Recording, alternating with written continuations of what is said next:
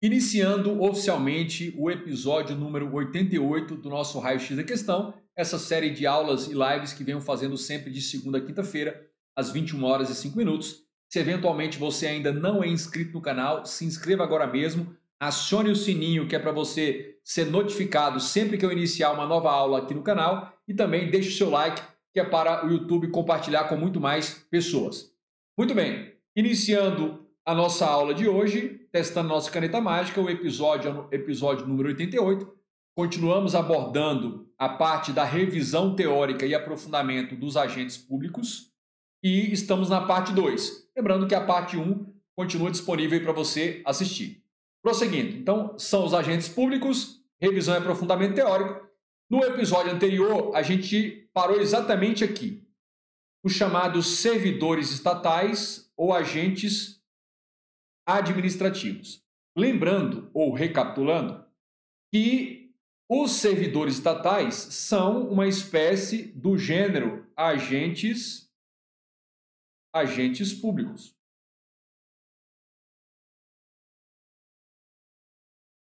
Só recapitulando, agente público é toda pessoa natural, todo ser humano que exerce mandato, cargo, pode ser cargo efetivo ou cargo em comissão, função, emprego ou mantenha qualquer outro tipo de vínculo com a administração pública. Pode ser um vínculo por eleição, por nomeação, por designação, por contratação ou mesmo requisição e outras formas de investidura, como é o caso da outorga, a outorga que é feito para os tabeliães e os oficiais de registro nos cartórios. A gente vai mencionar isso ainda na aula de hoje. Mas só para lembrar que os servidores estatais, também chamados agentes administrativos, é a segunda espécie de agentes públicos que nós estamos estudando. No episódio anterior, a gente estudou os agentes políticos, que foi a primeira espécie de agentes públicos. E agora estamos com os servidores estatais, também chamados agentes administrativos. São sinônimos. Beleza. Quem são esses agentes públicos? São pessoas naturais, ou seja, seres humanos vivos, que mantêm uma relação de trabalho com o Estado com as seguintes características. Vejam que, diferentemente dos agentes políticos, os servidores estatais, eles mantêm uma relação de trabalho. Ou seja, não é aquela relação de representação do poder político de cúpula do Estado em cada um dos três poderes. Aqui é uma relação de caráter mais técnico-profissional. Aí. E tem as seguintes características. Quais são as características dos tais agentes administrativos, também chamados servidores estatais? A primeira delas é uma natureza profissional. O que é isso? Quando você é nomeado para advogado da União, procurador do Estado, motorista do Senado, técnico judiciário de um tribunal, analista judiciário, oficial de justiça, policial rodoviário federal, esses vínculos são vínculos que se estabeleceram em razão da relação de profissionalidade que vai existir entre você e o poder público. Inclusive, a forma de selecionar quem vai ser investido nesse tipo de atribuição de função é uma seleção do ponto de vista técnico. Por quê? Porque se eu estou falando de cargo efetivo, eu estou falando de concurso. E se eu estou falando de cargo em comissão, eu estou falando de nomeação. E essa nomeação, essa livre nomeação, leva em consideração os caracteres técnicos. Qual é o nosso problema? E esse nosso problema nos prejudica quando se trata de conhecimentos técnicos teóricos. A gente tenta focar só na desgraça, esquece a parte boa. A gente acha assim, olha, cargo em comissão é tudo cupicha, tudo gente despreparada, analfabeta, preguiçosa. Não, não é assim. Presta bem atenção. Você acha que o Paulo Guedes, que é o ocupante de um cargo em comissão de natureza especial, é uma pessoa despreparada? que não vai arrumar emprego na iniciativa privada, aliás, que não já tinha excelentes empregos? Você acha que o Roberto Campos Neto, que é o atual presidente do Banco Central, você acha que é uma pessoa despreparada, que não tem conhecimentos técnicos, que mesmo antes de ser presidente do Banco Central, o currículo dele era disputadíssimo em grandes empresas do mundo inteiro, grandes instituições financeiras do mundo inteiro? Então, prestem bem atenção. Mesmo quando se trata de livre nomeação e livre exoneração, a ideia central é que a seleção, a escolha, se dê pela capacidade técnica profissional dessa pessoa. Inclusive, a nomeação para cargo em comissão é justamente para trazer para os quadros do poder público pessoas que sequer teriam interesse em disputar um concurso. Por quê? Porque eles já estão muito bem obrigados na iniciativa privada. Aí você me pergunta, mas professor, então para que eles vêm para o setor público? Deixa eu lhe perguntar uma coisa. Você tem centenas de instituições financeiras no mundo, mas quantas delas colocarão você à prova do ponto de vista teórico-científico e imporá tantos desafios técnicos e intelectuais como o Banco Central do Brasil numa crise como essa? Então, se você fizer uma boa gestão, uma boa administração, isso fará parte do seu currículo que você não poderia encontrar em nenhum outro lugar do mundo, em nenhuma outra companhia e por salário nenhum. Então, isso faz as pessoas virem atrás desse desafio. Beleza? Além disso, em caráter não eventual, normalmente, na maioria das vezes, os servidores estatais, também chamados agentes administrativos, eles estão vinculados com o poder público em caráter mais permanente, com continuidade do vínculo. Não é em caráter meramente eventual. Diferente do que acontece, por exemplo, com os mesários eleitorais, e a característica maior é a eventualidade, a transitoriedade. É o que acontece com os jurados em tribunal do júri. Então, prosseguindo. E aí, eles mantêm um vínculo de dependência. Eles mantêm um vínculo de dependência. Esse vínculo de dependência pode se traduzir em subordinação. Subordinação hierárquica.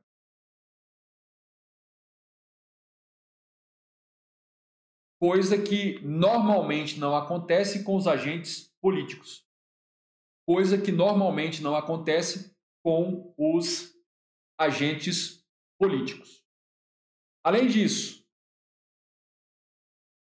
a gente continua tratando aqui dos servidores estatais, agentes administrativos, e a gente traz mais algumas características importantes. Olha só, são pessoas naturais legitimamente investidas em cargo, emprego, função pública, sob o comando de agentes políticos do governo. Então, algumas coisas eu quero que você memorize e compreenda disso aqui. Os agentes estatais, o vínculo que eles vão manter é um vínculo em relação a cargo, e aí nós temos tanto o cargo efetivo, é o que vocês pretendem via concurso público, como o cargo em comissão. Temos o emprego público, e aqui também exige concurso, e temos a função pública, que não exige concurso e é mediante designação.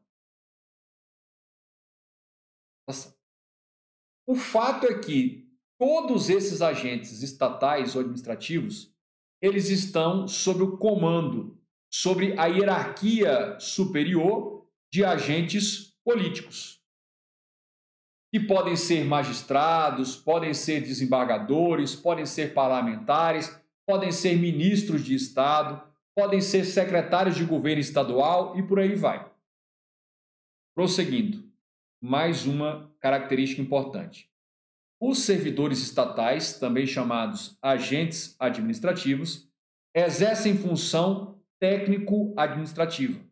A função deles não é uma função política de representação dos interesses da coletividade.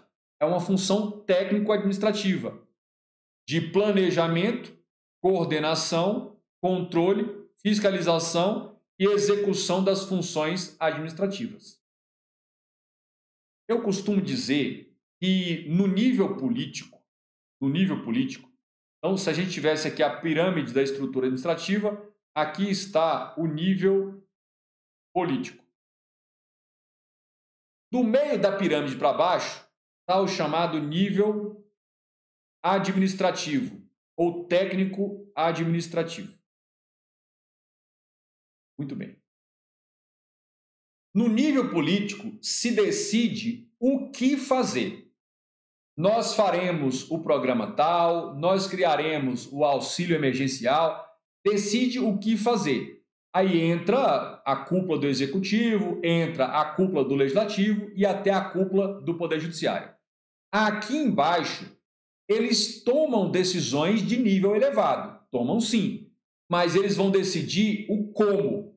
Então, eles coordenam como implementar aquela política pública, o como controlar e fiscalizar a atividade de implementação da política pública e eles executam concretamente as tarefas para realizar aquela política pública, aquilo que foi determinado na cúpula, no poder executivo, no poder legislativo e até decisões do judiciário. E, por último, é importante destacar que os agentes administrativos não respondem por crime de responsabilidade, em hipótese alguma, mas você vai colocar, mas respondem por improbidade.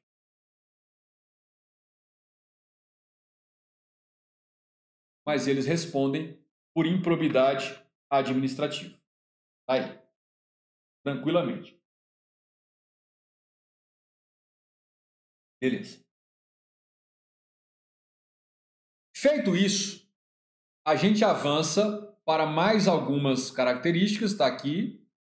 Respondem por improbidade administrativa. É a Lei 8429/92. Só relembrando algo que nós vimos no episódio anterior, na última aula. Qual é? De todos os agentes públicos, o único agente na estrutura do direito brasileiro que não responde por improbidade é o presidente da República relativo a atos praticados no exercício do mandato de presidente da República. Só o presidente da República. Fora isso, todos os outros. Aí você me perguntaria, e o vice-presidente?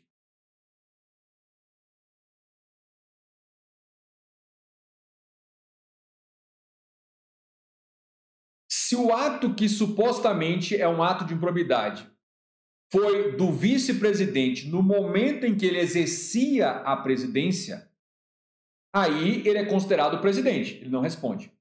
Mas se o ato de improbidade foi praticado pelo vice-presidente sem estar exercendo a função de presidente da República, por afastamento, por licença, por algum impedimento do presidente, se o ato de improbidade foi praticado pelo vice-presidente, mas sem estar no exercício do cargo de presidente, aí ele vai responder por improbidade. Tomem notas desse detalhe. Beleza. E o resto? Senador, ministro do STF, presidente do STF, ministro do Tribunal Superior, desembargador, prefeito, governador. E o resto? Todo o resto, tirando o presidente da República, todo o resto responde por improbidade administrativa e alguns deles até podem responder também por crime de responsabilidade. E fica bem claro isso. Prosseguindo, os agentes administrativos, servidores estatais, sujeitam-se a um regime jurídico infraconstitucional. Nunca se esqueça disso. Os agentes políticos, o regime jurídico predominante deles está previsto constitucionalmente ou complementado por uma lei complementar. Já os servidores públicos estatais, o regime jurídico é infraconstitucional com apenas algumas garantias especiais da Constituição. Que garantias especiais? Alguns agentes estatais têm a estabilidade e têm a irredutibilidade de vencimentos.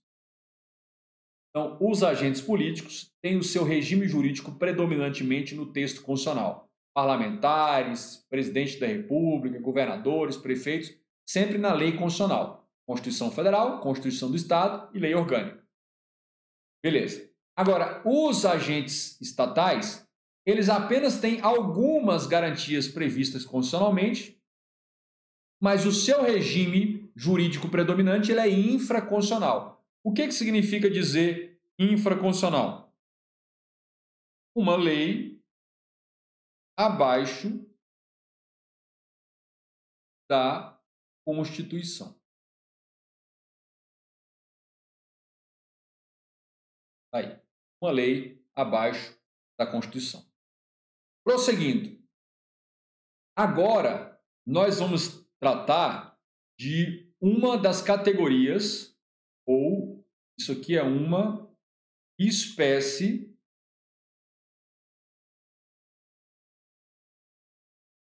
de agente administrativo.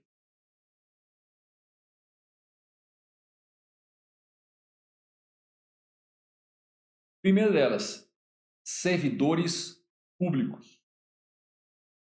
Eles também são chamados, eles também podem ser chamados, vou colocar aí, de estatutários.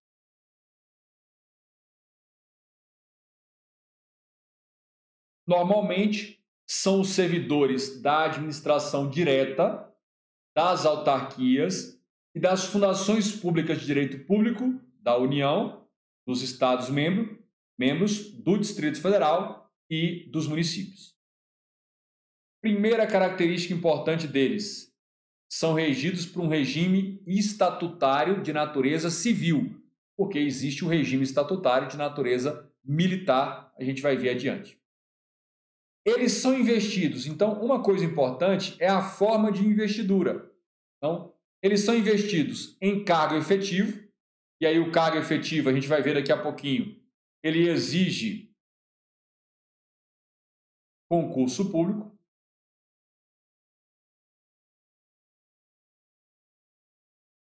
Cargo em comissão, esse não exige concurso público, ele é de livre nomeação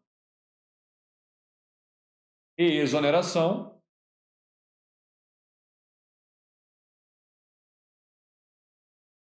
E tem a função de confiança. Detalhe, para ocupar a função de confiança, somente quem já ocupa cargo efetivo.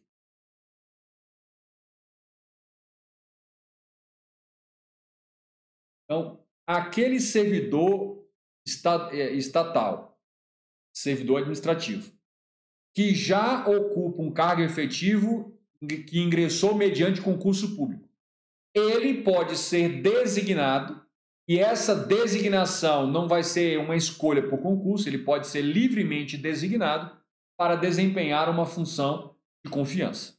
A gente vai aprofundar um pouco mais cada uma dessas investiduras. Então, a investidura por cargo em cargo efetivo, investidura em cargo em comissão e investidura na função de confiança por mera designação.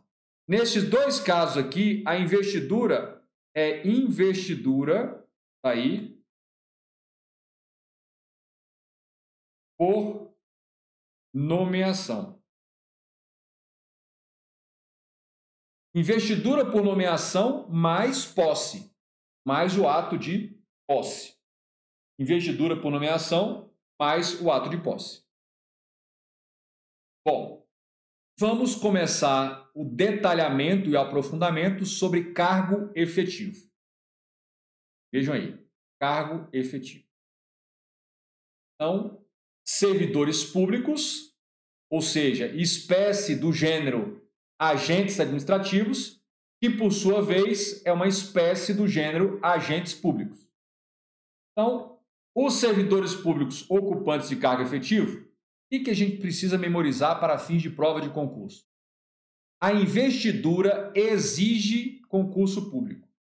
Então, exige concurso público para a investidura. Próximo passo. Quem ocupa cargo efetivo se sujeita a estágio probatório. E além disso, pode adquirir estabilidade. Nós já tivemos prova de redação para analista de tribunal, nós já tivemos prova de redação, prova discursiva para cargo de procurador, de advogados, até para cargos de juízes, e pedia para o candidato discorrer sobre os servidores públicos, e aí ele precisaria falar dos ocupantes de cargo efetivo. Se na sua redação você abrisse um tópico sobre cargo efetivo e você não discorresse, ainda que de forma sintética, resumida, sobre a exigência de concurso público, sobre o estágio probatório, e quando você coloca concurso público o que é, para que serve, quando e o fundamento constitucional. Estágio probatório, o que é o estágio probatório, o que se avalia, o prazo de sua duração e em que situações exige o estágio probatório. E você teria que falar da estabilidade, que está lá no artigo 41 da Constituição Federal. Então, essa análise tópica e pontual que a gente vai fazendo aqui, ela tem de ser o tempo todo revista por você, incorporada, não só para você ter um alto desempenho na prova objetiva, para não perder questões em razão de detalhes. Mas se eventualmente você tiver de enfrentar uma dissertação, uma prova subjetiva, que frequentemente aparece em concurso, sobre servidores, você vai precisar abordar isso aqui. E mesmo que o enunciado não direcione especificamente, não pergunte especificamente esses aspectos, você terá de colocar na sua redação. Senão, a redação vai ficar vazia de conteúdo. Por quê? Porque as características mais importantes do assunto que você está tratando não foram abordadas por você. Prosseguindo. Vincula-se a um regime próprio de previdência. Vincula-se a um regime próprio de previdência. Beleza. Eu me lembro, há algum tempo atrás, uns anos atrás, mais de 6 anos, acho que até 8 anos, eu acho, meio perdido no tempo.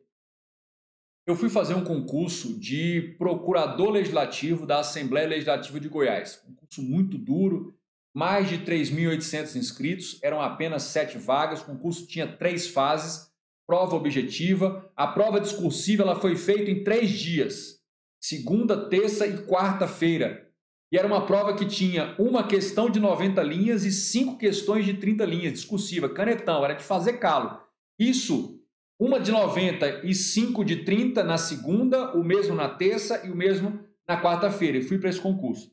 E eu me lembro que uma das provas, e era procurador legislativo, uma das provas, um dos dias, a questão de 90 linhas, então eram 90 linhas, era para abordar justamente os agentes públicos. Aí eu não economizei. Aí eu falei aqui agora, se tivesse 1.000 linhas, eu ia preencher. Então, de forma concisa, concatenada, eu fui abordando um por um. Eu fiz um brainstorm e isso que eu abordo em aula, eu fui colocando um por um desses tópicos. Um por um desses tópicos. Foi o que salvou meu dia, porque essa questão, ela valia 5 pontos. E cada uma das questões de 30 linhas, era por questões mais simples, valia 1 ponto. Eu tirei os 5 pontos completos nessa disciplina. Claro, né, professor? Professor da matéria, disciplina, alguma coisa tinha que dar sorte, né? Mas, claro, eu tive ainda essa perspicácia sobre prova discursiva que eu precisava colocar. Na minha cabeça, aquelas 90 linhas era como se fosse a minha árvore de Natal. E eu ia pendurar de Papai Noel, fita, sino, luzinha, pisca-pisca, eu ia pendurar tudo que fosse pertinente àquela árvore de Natal. Eu me lembro que na hora da prova eu tive esse pensamento, eu fiz essa metáfora na minha cabeça. Eu falei, essas 90 linhas são a minha árvore de Natal e eu vou traçar o esqueleto aqui e vou pendurar tudo que couber nessas 90 linhas. E aí não economizei nem caneta, nem espaço. Preenchi tudo e pendurei o máximo possível. E aí tive a sorte de tirar essa nota 5 na ou seja, metade do dia, né? Praticamente 100% de aproveitamento. É só para você ter uma ideia do que é este estudo se for utilizado para a prova subjetiva, redação.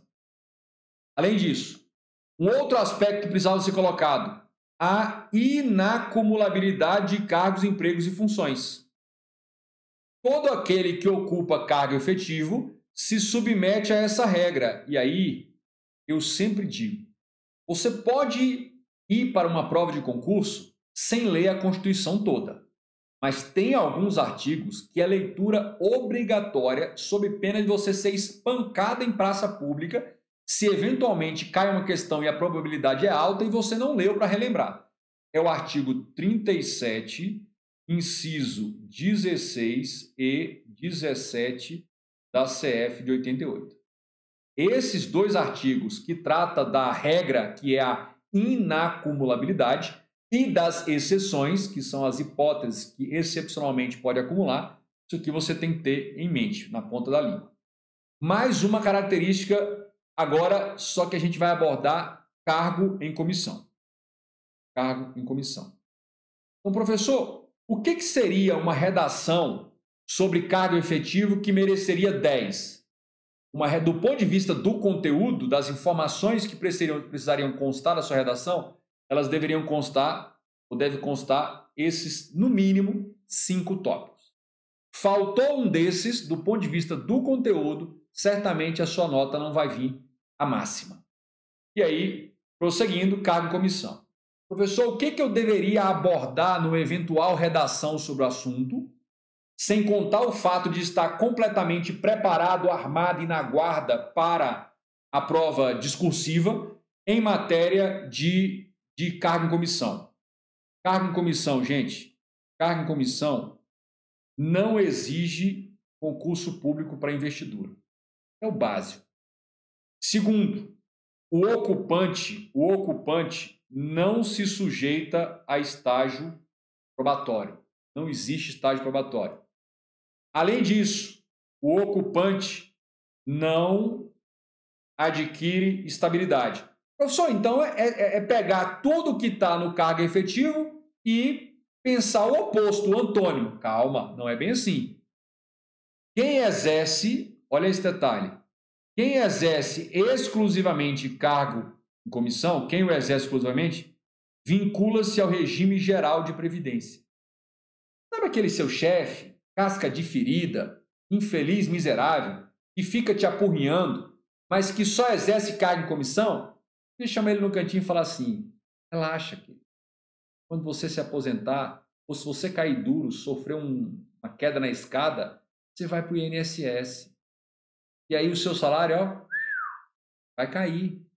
Não é como eu, que sou estatutário, que posso ficar até 24 meses consecutivos com a remuneração integral, licenciado para tratar da própria saúde. Você não, você depois de 15 dias vai para o regime geral de previdência. E aí os seus proventos de assistência serão muito perto do salário mínimo. Fica calmo, relaxa, está muito estressado. Daí esse toque para ele. Por quê?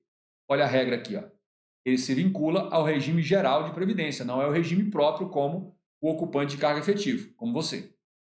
E aí, vejam isso. Ao servidor ocupante exclusivamente de cargo em comissão, declarado em lei de livre nomeação e exoneração, bem como de outro cargo temporário ou de emprego público, aplicam-se o regime geral de previdência. Artigo 40, parágrafo 13 do texto constitucional, não sou eu que estou dizendo. Então, se o chefe tiver... Se for daquele chefe que só é exclusivamente cargo em comissão, chama no cantinho e dá um toque para ele. Fala, relaxa, tá fazendo papel de ridículo, cara. Fica na manha.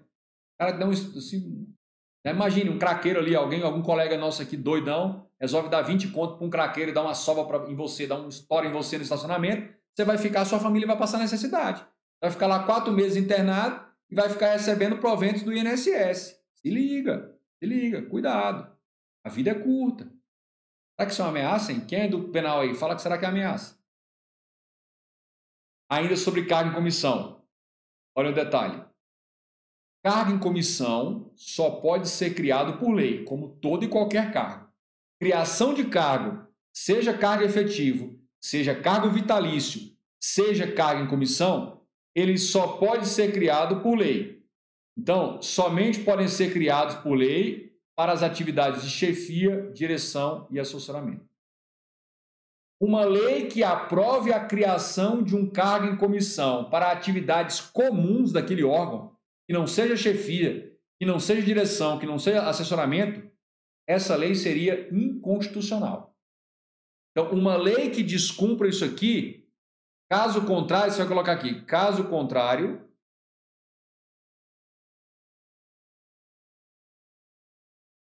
a lei de criação do cargo será inconstitucional. Professor, e vai violar qual dispositivo constitucional? Espera lá. Artigo 37, inciso 2º do texto constitucional, inciso 2º e 3º. Então, fiquem atentos a isso. Olha só.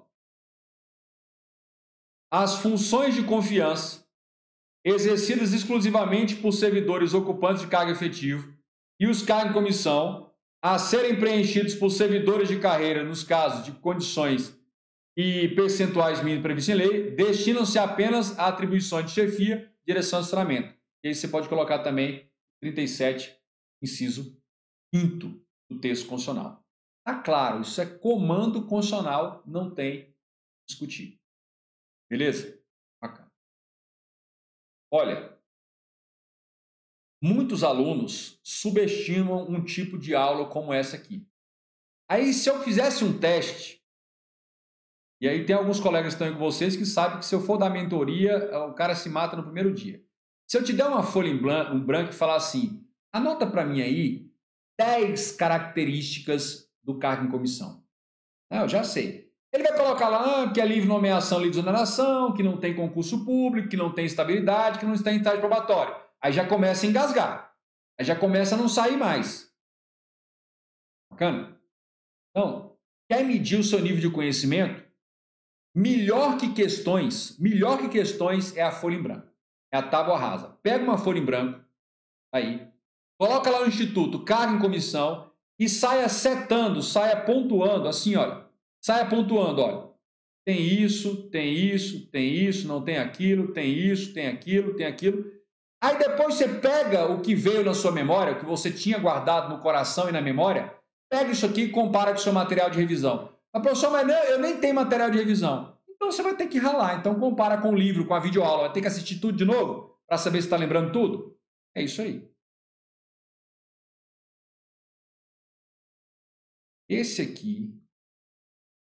Essa aqui é uma das melhores técnicas de revisão e memorização que existe. É a provocação espontânea do conhecimento. Você coloca aqui o tópico, coloca na folha em branco, cargo em comissão, e aí você faz setando.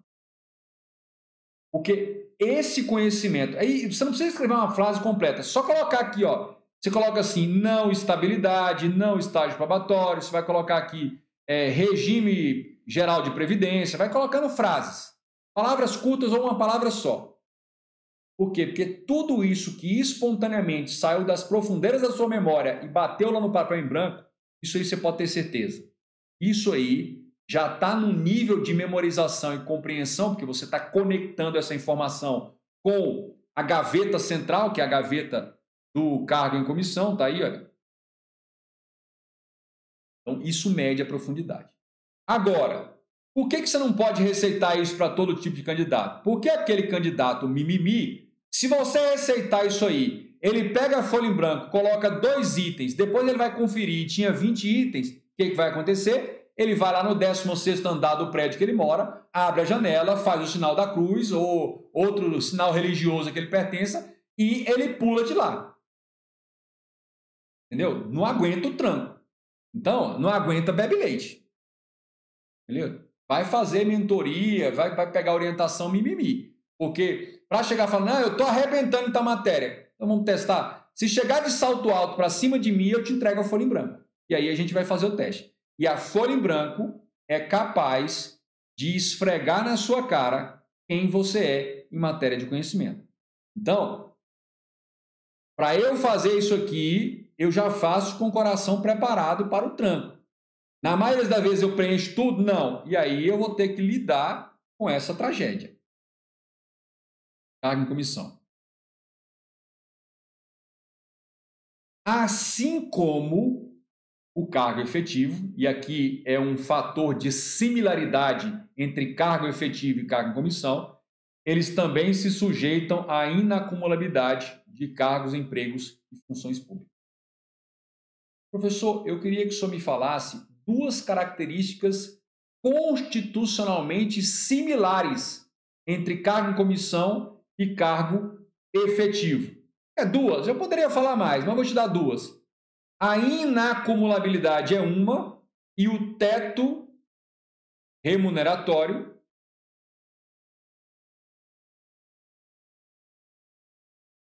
é outro.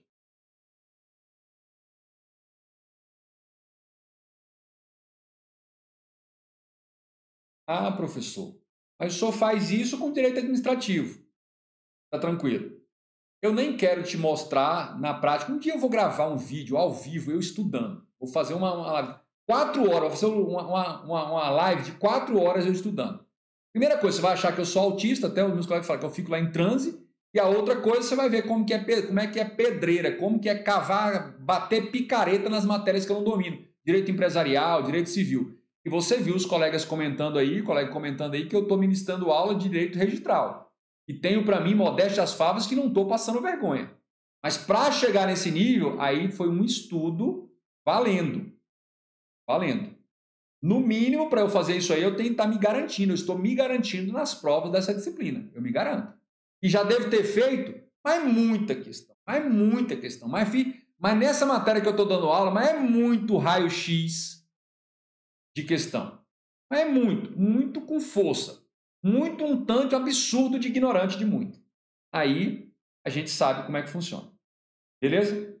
Tranquilo. O Fabrício está dizendo o seguinte: é a LODF que regula percentual mínimo de cargos em comissão e função de confiança no DF. Olha, não, isso aí é Lei Complementar 840. E tem também na LODF que regulamenta isso aí. Prosseguindo. Cargo em comissão. Coloque aí. São providos por livre nomeação e exoneração nos termos da lei. É uma coisa importante. Atenção para súmula vinculante. SV é súmula vinculante número 13 do STF. Ou seja, livre nomeação e livre exoneração, pero não mucho. Por quê? Porque não pode nomear qualquer um para qualquer cargo. Tem de respeitar o nepotismo. Então, respeitado o nepotismo.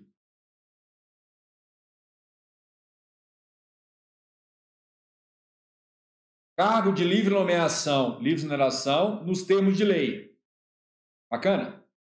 Para você que está estudando aí, vai para uma prova oral. O examinador te pergunta sobre forma de provimento de cargo em comissão. Se você apenas falar que é livre nomeação, livre exoneração, que não exige concurso público, e não mencionar a questão do nepotismo, pode ter certeza, seu conteúdo não foi perfeito. Você tem que entender é que quando o examinador vai preparar uma prova oral, tal qual ele vai preparar uma prova discursiva, ele tem um espelho.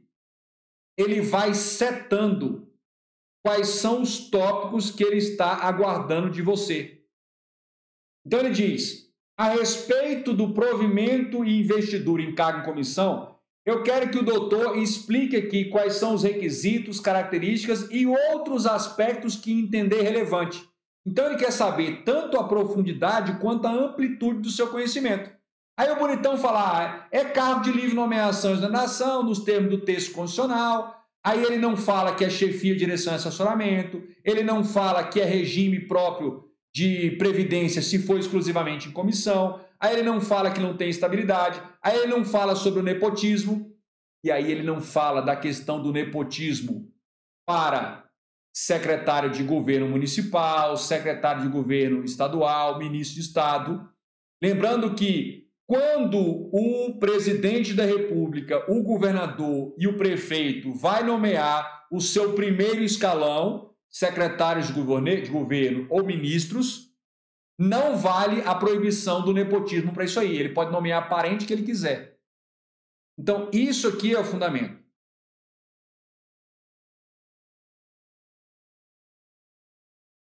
Tranquilo? Beleza.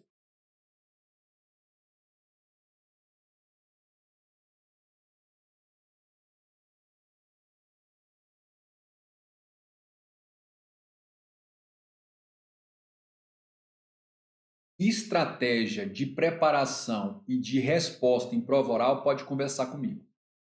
Ah, eu quero aprender a falar em público, treinar respiração. Cara, se for mimimi, não me liga. Agora, professor, quando faz uma pergunta desse tipo, qual é o pensamento que eu tenho de ter para responder? Quando ele pergunta, por exemplo, sociedade limitada, eu tenho que falar de alguma coisa da sociedade simples? É óbvio que sim, que são as regras subsidiárias. Eu vou ter que falar alguma coisa da SA? Sim, porque ele pode aplicar as regras de forma complementar. Então, essa estratégia funciona. E mesmo aleijado, eu tirei 9,85 na prova oral de cartório lá do Pará, onde eu estou investido hoje. Bacana? Então, só para mostrar, tudo começa aqui no estudo. Esse estudo pontuado, ponto a ponto, tópico a tópico. E isso que está no material de revisão, tem gente, não faz material de revisão. Cara, deixa eu falar uma coisa para você. O camarada que está falando aí que não tem que fazer material de revisão, esse infeliz nunca vai fazer e nunca fez uma prova oral na vida. Sabe como é que funciona a prova oral na maioria das vezes? Acontece comigo. A pessoa sorteia o ponto antes. Promotor de Minas, 24 horas antes, você vai lá e sorteia o ponto. O ponto vai cobrar tal e tal aspectos. Aí você tem 24 horas para fazer uma revisão e colocar isso fresquinho na ponta da língua. Sabe por quê? Porque você vai ter que dar uma verdadeira aula oral. Vai colar? Não. Você vai sem o material para o dia da prova, ele vai te perguntar e você tem alguns minutos. 20 minutos de prova oral, você vai achar que falou mais do que falou a vida inteira naquela tensão. No meu caso, no meu concurso, o que aconteceu? A gente foi para uma salinha, ficamos trancados lá os 15 daquela jornada, naquela salinha, sorteamos os pontos e tinha 30 minutos para revisar aqueles pontos. Sabe quantas vezes eu revisei em 30 minutos? Mais ou menos umas 6 vezes. Porque os pontos que eu sorteei estavam condensados no material de revisão, como eu já mostrei a vocês como faz, já mostrei na aula de sábado, e eu consegui ver e rever aqueles pontos que me seriam perguntados de 5 a 6 vezes em 30 minutos. Professor, aí fica fácil. Ficou facílimo para mim. O que ficou difícil, sabe o que foi? Preparar o material e estudar ao longo de 2 anos para chegar nesse conciso. E as fases anteriores. Entende? Mas é porque se eu for fazer resumo, material de revisão, aí eu vou levar 1 ano estudando. Tá bom. Você acha que o seu 9 e o seu 10, 9 ou 10 na prova oral vai sair como? Na prova discursiva vai sair da onde? Prosseguindo. Servidores públicos. Agora a gente vai para a função confiança. A gente vai para a função de confiança. Beleza. Função de confiança. Primeiro detalhe. Não exige concurso público. Professor, mas eu não entendo. Só pode ser designado para a função de confiança quem já é concursado. Então, sem concurso, você não pode acessar uma função de confiança. Não. Olha, aqui está o cargo efetivo. Para você entrar no cargo efetivo, foi necessária a aprovação em concurso público. Agora, aqui está a chefia imediata, a função de chefia. Aí, para você ser designado o chefe do seu setor, entre os vários colegas que estão aqui, essa escolha não é mediante concurso. É livre designação e livre dispensa. Então, já se acostume com essas frases. Olha, designação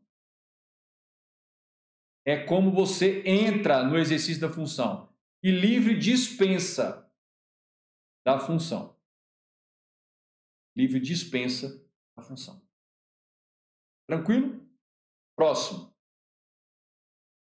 Função de confiança.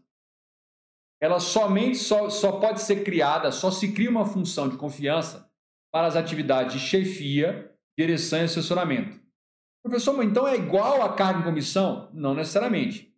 As chefias, as direções e os assessoramentos do meio da pirâmide, nível mais intermediário, função de confiança. Chefia, direção e assessoramento do topo da chamada alta administração, aí é cargo em comissão. Aí é cargo em comissão. Tranquilo? Prosseguindo. Sujeita-se à regra da inacumulabilidade de cargos, empregos e funções públicas.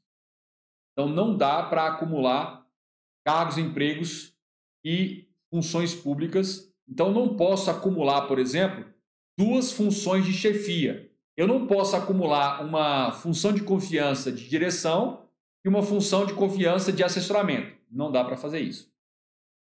E mais essa regra somente pode ser exercida por quem já é ocupante de cargo efetivo da carreira. Então, dentro da sua carreira, você mantém o seu cargo efetivo e pega uma chefia de setor, uma coordenadoria. Essa é a ideia. Agora nós vamos para os empregados públicos. Agora nós vamos para os empregados públicos. Empregados públicos, coloque aí, são regidos pela CLT. Além disso, o regime deles é um contrato de trabalho seletista. Então, o vínculo, chamado vínculo funcional, é bilateral, ou seja, contratual. A manifestação de ambas as partes que vão subscrever, que vão assinar o contrato seletista de trabalho entre essa pessoa natural e a entidade do poder público. Normalmente, uma empresa pública, uma sociedade de economia mista. Mas cuidado, porque podem existir para a atividade meio empregados seletistas, tanto para órgãos como para autarquias e fundações. Prosseguindo. Exige concurso público para a contratação. Então, para a contratação seletista, celebração do contrato de trabalho exige concurso público, essa é a regra. E os ocupantes não se sujeitam a estágio probatório. Professor, mas eu tenho um amigo do primo da amiga que é empregado público da Caixa Econômica Federal e ele nos relatou que teve um estágio probatório de 90 dias lá na Caixa Econômica. Olha, a empresa estatal é deles lá, eles podem chamar do que eles quiserem, mas o que a lei chama é aquilo lá que ele teve na Caixa Econômica, Banco do Brasil, Petrobras, aquilo lá é contrato de experiência. Se internamente eles estão chamando de estágio probatório, a empresa deles, eles chamam do jeito que quiser. Mas para o seu concurso você vai chamar como está na lei. E na lei não tem estágio probatório para empregado público. Além disso, o ocupante de emprego público não adquire estabilidade. Não tem estabilidade. Beleza? Significa que por não ter estabilidade, eles são demitidos a 3x2 no quilo? Não. Por quê? Porque você não pode se esquecer de um detalhe muito importante. Mesmo as empresas públicas e as sociedades de economia mista, regidas predominantemente por direito privado, mesmo elas estão submetidas aos princípios básicos da administração, o LIMP.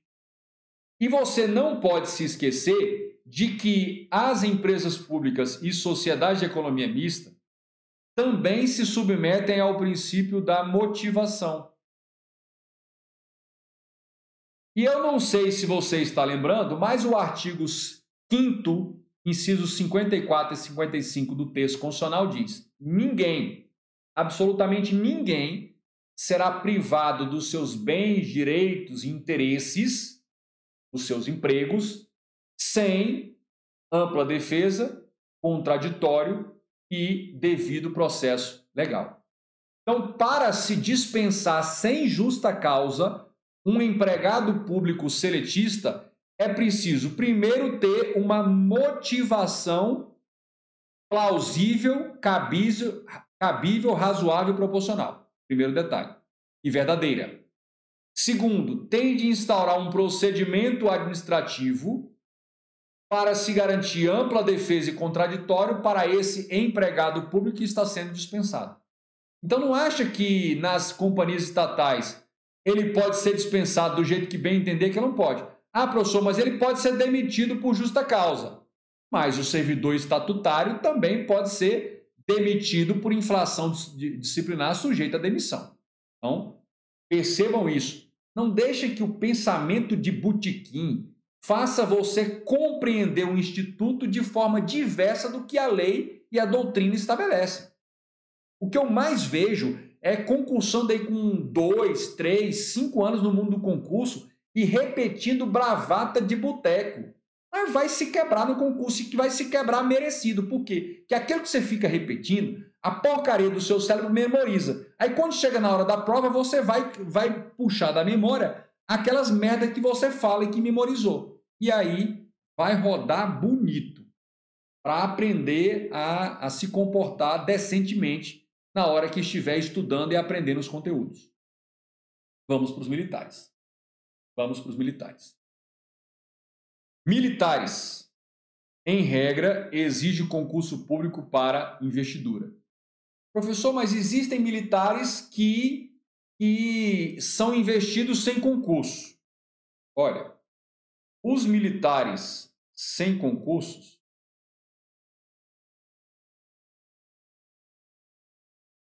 são os agentes honoríficos ou requisitados.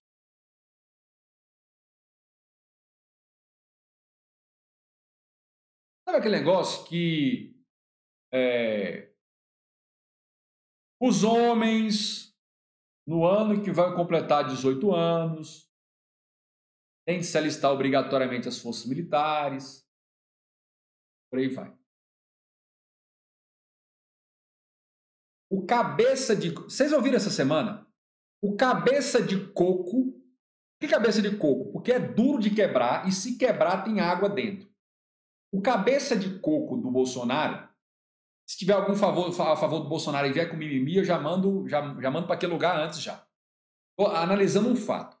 O cabeça de coco do Bolsonaro está defendendo a bravata dele de que a vacina não pode ser obrigatória, porque vivemos numa democracia e as obrigatoriedades, as imposições estatais não são típicos de uma democracia. Então fala para esse infeliz por que na nossa democracia tem serviço militar obrigatório, ou pelo menos o alistamento militar obrigatório. Então fala para esse cabeça de coco por que quando você é requisitado para ser mesário, se você não tiver uma das justificativas legalmente previstas, você pode sofrer sanções e até perder direitos políticos se você não comparecer para ser mesário eleitoral. Por que quando você é requisitado para o tribunal do júri, se você não se enquadrar numa das hipóteses de escusa legal e você não atender o chamado para tribunal do júri, para ser jurado do tribunal do júri, você pode perder o direito político? Por que você não fala para esse cabeça de coco isso? Se ele quer peitar e falar eu quero que não tenha obrigatoriedade de vacina, então ele fala eu. Não vem botar a culpa na nossa democracia, não, porque a nossa democracia aceita um punhado de obrigatoriedades. Mas um punhado de obrigatoriedades. Bacana? De requisições. Então, por que as autoridades policiais podem requisitar bens e serviços e equipamentos dos particulares e o particular tem que se sujeitar a essa imposição? E por que o poder de polícia é coercitivo, tem coercibilidade e a democracia aceita isso? Ah, cabeça de porco do inferno. Vamos lá. Sujeitam-se a regime jurídico estatutário próprio com hierarquia militarizada rígida.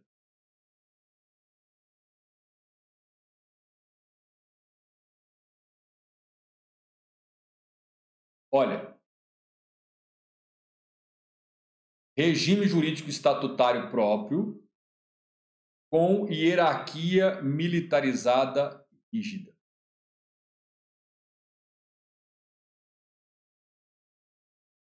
Célio falou, já existe um monte de vacina obrigatória.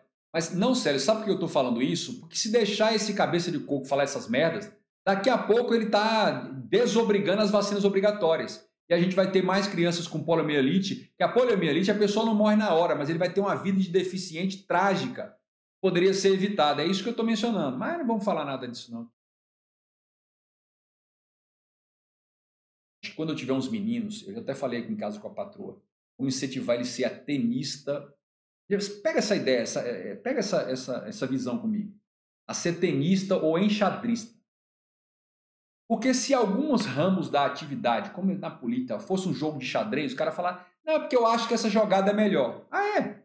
Então senta aí, pega um tabuleirozinho de xadrez e me mostra se ela é melhor, que eu vou tombar o seu rei daqui a pouco. Tênis. Ah, mas porque eu acho que tem que pegar na raquete desse jeito. Ah, é? Então bate essa bolinha que eu vou dar uma na sua testa. Vou botar lá no canto da linha para te mostrar na mesma hora. Ou seja, no tênis e no xadrez, 99% das vezes a punição é na hora. O cara bateu errado na bola e ele toma uma. O cara fez o lance errado, jogou a partida inteira bem. Um lance errado, pá, checkmate. Ah, mas se o direito e a política fosse assim, ia ser lindo demais. É porque é o meu ponto de vista. Ah, é o seu ponto de vista? Então senta nesse tabuleiro de xadrez aqui e vamos jogar, querido. Espera 20 minutos para eu tombar o seu rei, para ver se você tem razão. Que a gente tira. E todo mundo vendo, chama a plateia para ver. Vamos colocar aqui. Ah, no tênis é assim? Ah, é, eu vou estar. Ah, então beleza, então vamos aí. Eu vou lhe mostrar umas boas raquetadas aqui daqui para lá, umas boladas. Assim. É isso que é. Mas, infelizmente, então eu acho que os tenistas e os enxadristas, eles têm essa glória, entendeu? Ah, porque o cara tá muito gogó, tá falando um negócio, senta aí, meu querido. É ganhar ou perder, mas vamos jogar aqui. Vamos ver se você é essa coisa toda. Porque daqui só vai sair um campeão, não tem dois. Não tem jeito. Vamos colocar aí. Vamos ver. Vamos aí. Podemos? Beleza.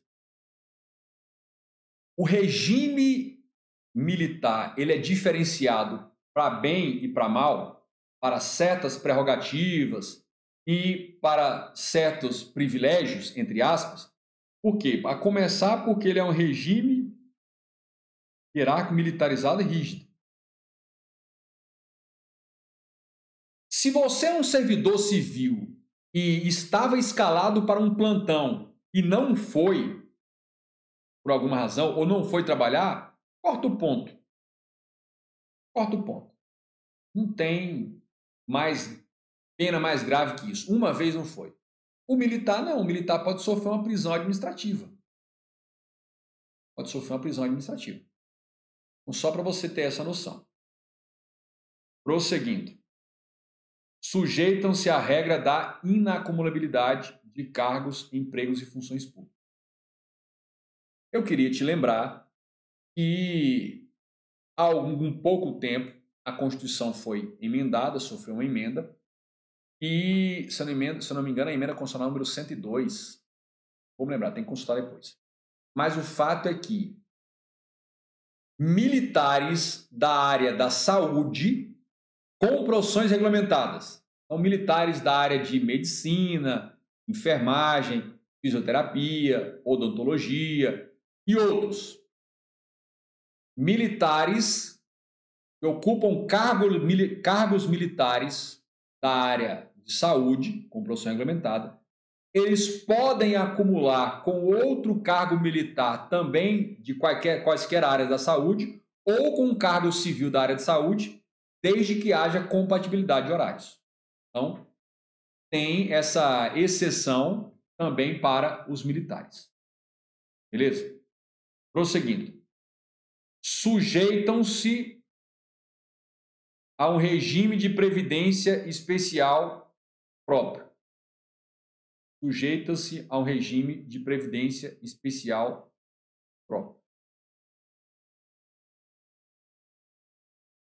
Eu não acho, já falei isso para vocês na aula passada, mas eu não acho honesto, não acho decente, não acho íntegro você querer equiparar os servidores civis normais, ou seja, servidor civil com militar, especialmente nessa questão do regime de previdência, porque talvez você esteja pensando naquele policial militar que cuida da portaria do Senado. É praticamente um servidor civil. Mas você não tá lembrando que a regra não é essa. A regra é Patamo, é BOP, é Rotam, é militar dos Agulhas Negras, é militar da Força Aérea, da Marinha, em que o vigor físico, a exposição a atividades extremas fazem com que o desgaste físico ao longo do tempo permitam a eles uma aposentadoria mais cedo, antes. Por quê? Porque não é porque eles são militares que o corpo deles necessariamente são o corpo do Capitão América.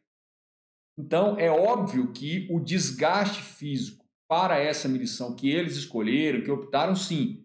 Mas o fato deles terem escolhido, optado por isso, não muda o fato de que lá faz parte da hierarquia e do regime próprio essa exigência de vigor físico diferenciado. Então, fiquem atentos. Inclusive, tem o poder de dar baixa, de transferir para a reserva, se ele apresentar um mínimo problema de saúde que já não dê tanto desempenho, diferente do civil. Quantos servidores civis aí não estão caindo pelas tabelas, mas não são aposentados compulsoriamente com proventos proporcionais? Precisa uma doença muito grave para aposentar compulsoriamente um servidor e mesmo depois de 24 meses de licença recebendo integralmente. Então, é bom sempre pensar nisso aí, porque se você ficar repetindo isso, mas que é um absurdo que os militares têm, a nossa portaria não é no mínimo falta de uma integridade lógica, né? Não é bem assim. Bacana? E se o militar que você conhece, é como eu digo, é aquele policial militar lá da portaria do seu órgão, você está enganado com a cor da chita. A coisa é bem diferente.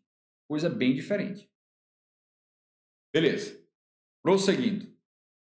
A CF de 88 somente admite para atender a necessidade temporária de excepcional interesse público.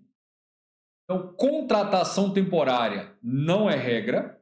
Contratação temporária é exceção por natureza. Contratação temporária é exceção por natureza. E a gente prossegue dizendo o seguinte: os temporários não ocupam cargo, apenas desempenham uma função transitória. Não são cargo em comissão, não são cargo efetivo, não são empregados públicos. Eles desempenham uma função de natureza transitória. Ou seja, não existe um cargo legalmente criado para que eles ocupem. Existe uma demanda transitória de serviço considerada uma função transitória para eles serem investidos. E os temporários, está aí para vocês também, exige concurso e processo seletivo simplificado, exceto comprovada a urgência. Então, normalmente se faz o processo seletivo simplificado, e muitos que ocorreram e era tão difícil ou mais que os próprios concursos, mas deve seguir os princípios do concurso, ou seja, aplica uma prova de cunho garantindo igualdade e isonomia de acesso para os interessados, salvo quando houver uma urgência muito grande para fazer essa contratação. Exemplos de temporários: professor substituto, servidor para recenseamento lá do IBGE, para combate à dengue, professores visitantes estrangeiros e por aí vai. Os temporários, eles normalmente têm um regime próprio, e na área federal é essa lei. Ou até pode ser o regime seletista com alguns diferenciais.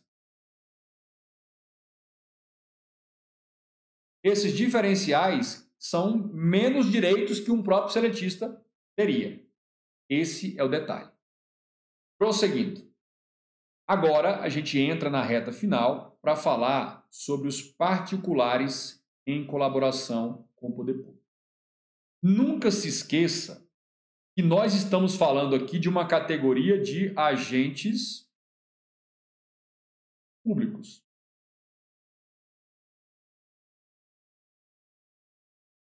Mas, na maioria das vezes, eles nem estão integrados na estrutura organizacional de um órgão ou entidade.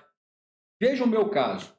Eu não tenho um crachá funcional de um órgão público, eu não tenho uma senha de acesso à internet do poder público, o computador que eu uso não foi comprado pelo poder público, a cadeira que eu sento não é mantida, não pertence à estrutura do poder público, o prédio em que funciona, nada disso. Bacana? Por quê? Porque o texto constitucional me diz que sou um delegatário, portanto, um particular em colaboração com o poder público, que exerço em caráter privado, gestão privada, equipamentos privados, bens privados, funcionários contratados pelo regime privado, para desempenhar uma função que me foi delegada pelo poder público após a seleção e escolha mediante concurso público. Só que este concurso público é o que está previsto no artigo 236 do texto constitucional. Bacana? É um concurso público de provas e títulos, mas a investidura não é por nomeação, não é por designação, não é por contratação, é por outorga. Então, só para começar a introduzir o assunto. Quem são esses particulares? São aqueles que, sem perderem a condição de particular, eu não perdi a condição de particular, exercem a função pública, mas respondem por improbidade, nos termos do artigo 2º da Lei 8429/92. Outra coisa, em caráter contínuo ou ocasional ou temporário. Então, o particular pode colaborar ocasionalmente, é o caso dos mesários, jurado em tribunal do júri, tradutores e intérpretes nomeado ad hoc, ou seja, para um caso específico, e pode ser temporário. Pode ser com ou sem remuneração. Caso de sem remuneração, jurado em tribunal do júri, mesário ganha lá um lanche, o jurado também ganha um lanche. Independentemente do tipo de vínculo. Você tem por requisição, você tem por outorga, que é o caso lá dos tabeliães e oficiais de registro.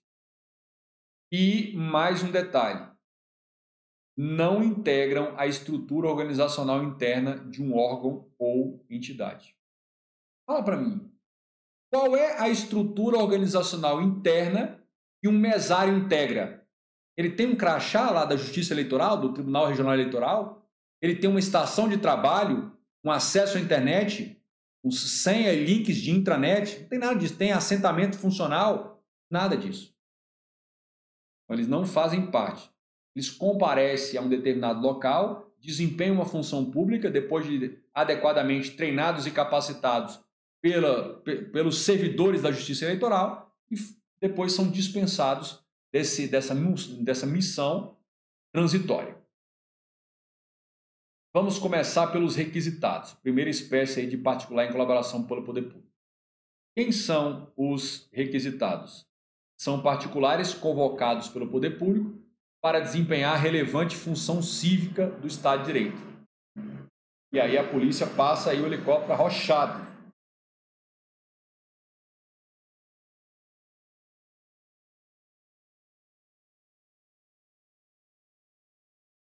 Aqui nós estamos falando basicamente de mesários eleitorais, jurado em tribunal do júri. Então aí. Mais um detalhe. Não ocupam cargo, apenas desempenham uma função e normalmente transitória.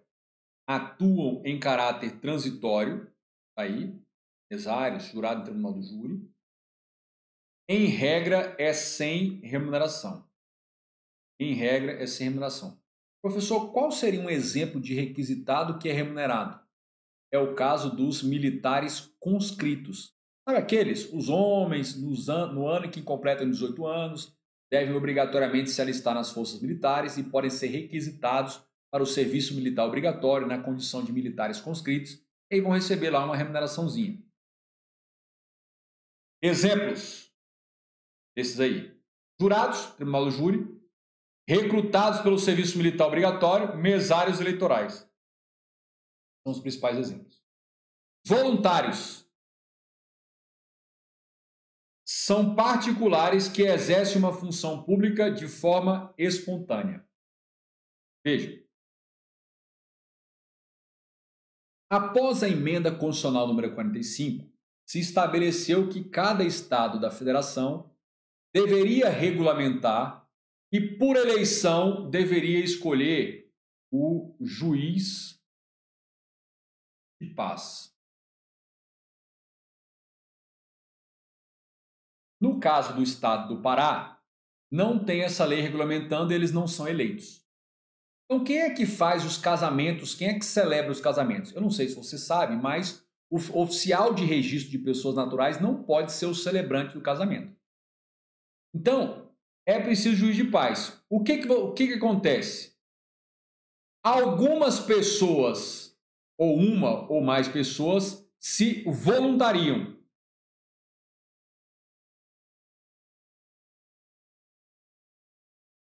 Normalmente eles procuram o cartório e voluntariam.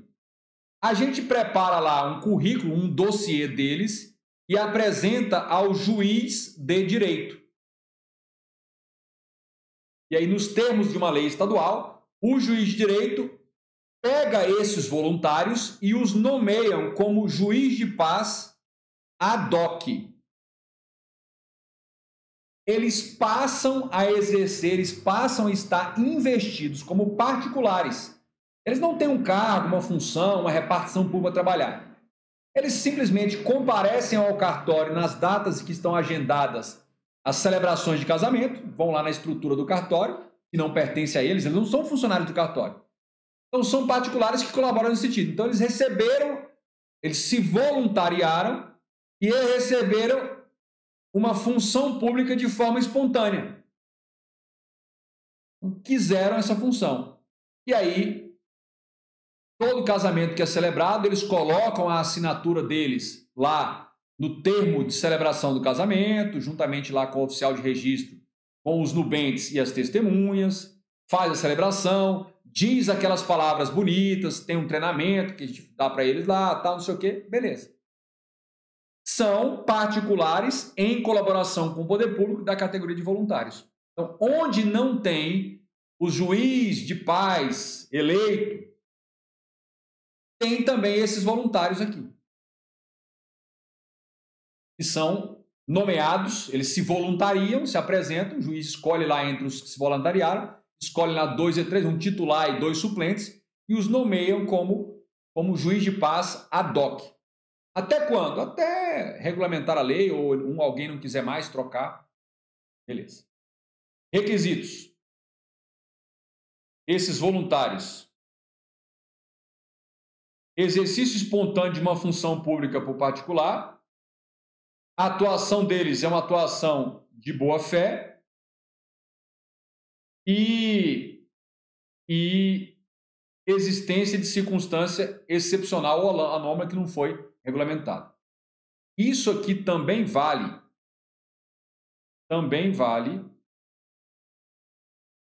para os agentes públicos necessários, também chamados agentes de fato. Agente público necessário, também chamado agente de fato. Os agentes de fato também são particulares em colaboração com o poder público de forma espontânea, atuando de boa fé e na existência de circunstância excepcional, assume o exercício de uma função pública.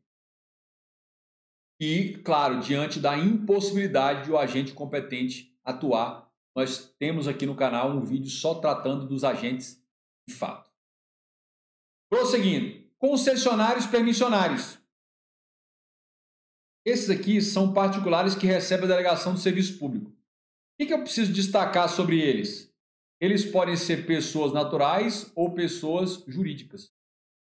Diferentemente dos outros, eles são pessoas naturais ou pessoas jurídicas.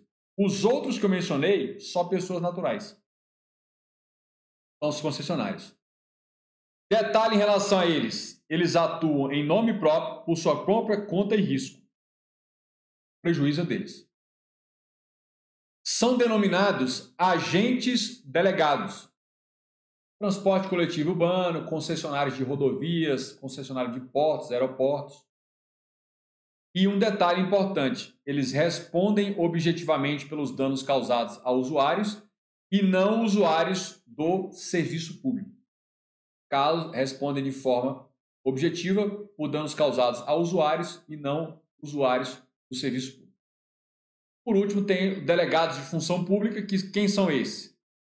São particulares que prestam serviços notariais e de registro mediante delegação do poder público. O fundamento aí, é o meu caso, o fundamento deles aí entra aqui, artigo 236 da CF, regulado pela lei 8935/94.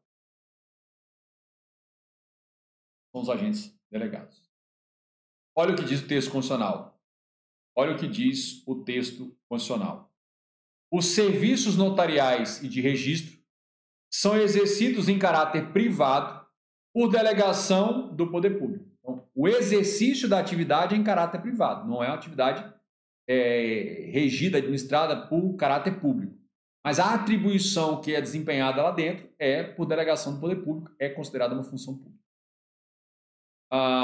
Essa categoria, como eu já disse, ela é regulamentada pela Lei 8935. Essa lei regulamenta o artigo 236 da Constituição Federal, dispondo sobre os serviços notariais e registro. É a chamada Lei dos Cartórios. Serviços notariais, eles são exercidos por tabeliães. E o registro de pessoas naturais, imóveis e tal, são pelos registradores.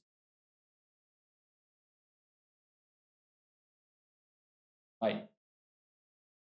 Tranquilo em relação a isso?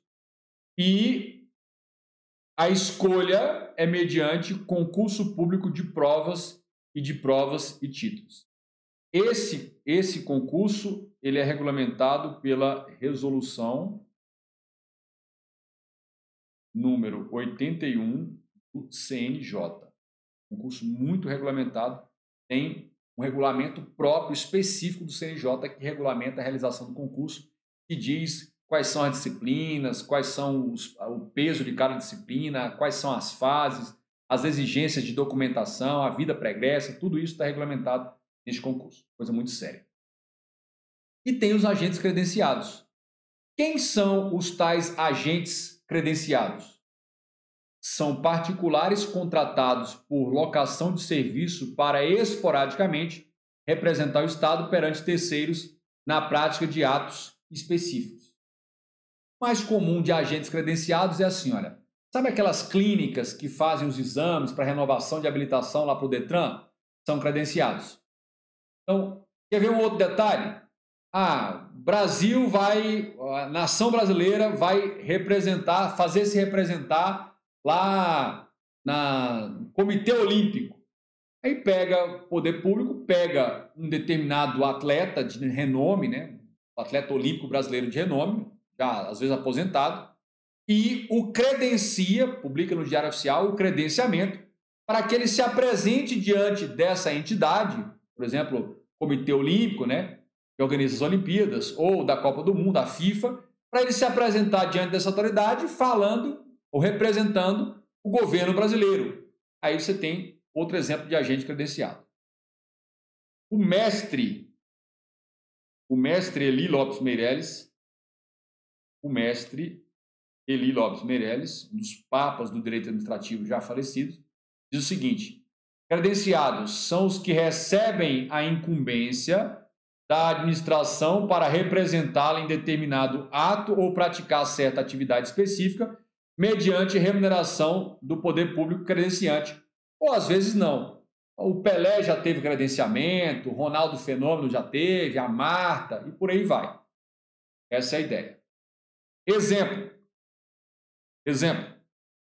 Atribuição a alguma pessoa da tarefa de representar o Brasil em determinado evento internacional. Pode ser um evento esportivo, pode ser um evento médico e por aí vai. E nós temos também os chamados particulares que praticam atos dotados de força jurídica oficial. Quem são esses camaradas? Lembrando que tudo isso que nós estamos tratando são espécies dos particulares em colaboração com o poder público. Quem são esses? São particulares que recebem diretamente da Constituição o poder para prestar serviços públicos. Quem é que se encaixa aqui?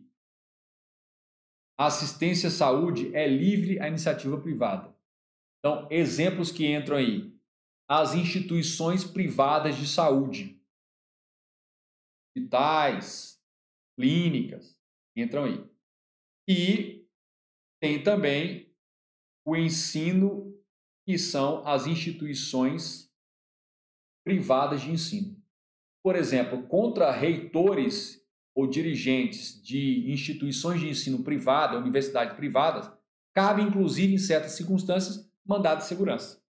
Então, a doutrina coloca essas duas categorias. A iniciativa privada que atua na área de saúde, a iniciativa privada que atua na área de ensino, entra com particulares que praticam atos dotados de força jurídica oficial em determinadas circunstâncias. Tranquilo? Muito bem. Bom, a gente finaliza agora essa nossa incursão aí, né? Foram 2 aulas detalhando e esmiuçando a categoria dos agentes públicos, o gênero agentes públicos, esse tema. Tema esse que não apresenta dificuldades, apresenta muitos detalhes que você precisa compreender, memorizar e se lembrar na hora de resolver as questões.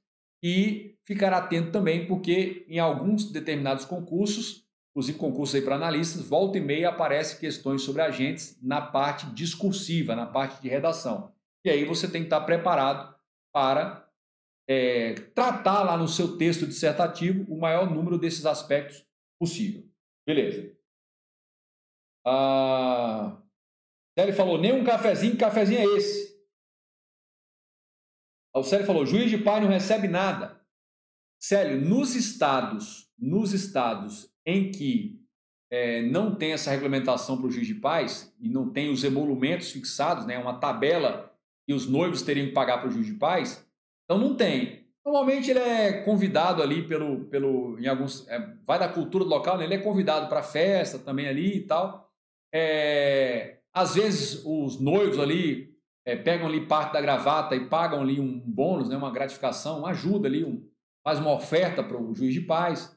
É o que pode acontecer, mas fora isso, não tem nada disso. Beleza? Tranquilo. Muito obrigado por sua participação. A gente continua aí com os nossos episódios do Raio X da Questão. Amanhã tem o episódio 89. Aguardo todos vocês. Para aqueles que vão descansar agora, bom descanso. Até a nossa próxima aula, nossa próxima live, que é o episódio número 89. Beleza? E aí, pensem nessa questão.